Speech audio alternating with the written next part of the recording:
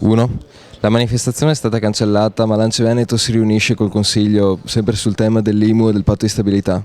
Sì, abbiamo allargato a tutti i sindaci del Veneto, quindi oggi avremo una partecipazione molto allargata del direttivo, proprio per avere gli orientamenti e il polso della situazione dei nostri colleghi, situazione che è drammatica e che vorremmo portare a livello nazionale o alla prossima riunione, perché così il federalismo non è applicato e i sindaci sono in gravissima difficoltà.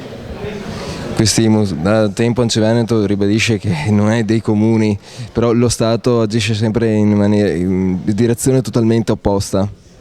L'abbiamo manifestato molto apertamente nell'ultimo incontro a livello di governo. Il Presidente nazionale Del Rio è stato molto determinato e molto determinante, però non stiamo cavando un ragno dal buco.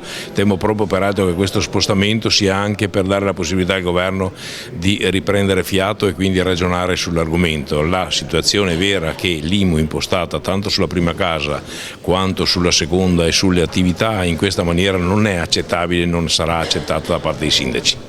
Quali mosse nell'immediato futuro? Insomma, noi siamo una istituzione, anzi siamo la principale istituzione che esiste in questo paese, rappresentiamo gli 8.500 sindaci del paese Italia. Si sa benissimo che l'Italia è sostanzialmente formata da comuni, è l'Italia dei comuni. Non ascoltare e non prendere in considerazione la voce dei sindaci ci sembra, come dire, poco rispettoso nei confronti della realtà e poco intelligente anche in area di governo. Perfetto, grazie Presidente.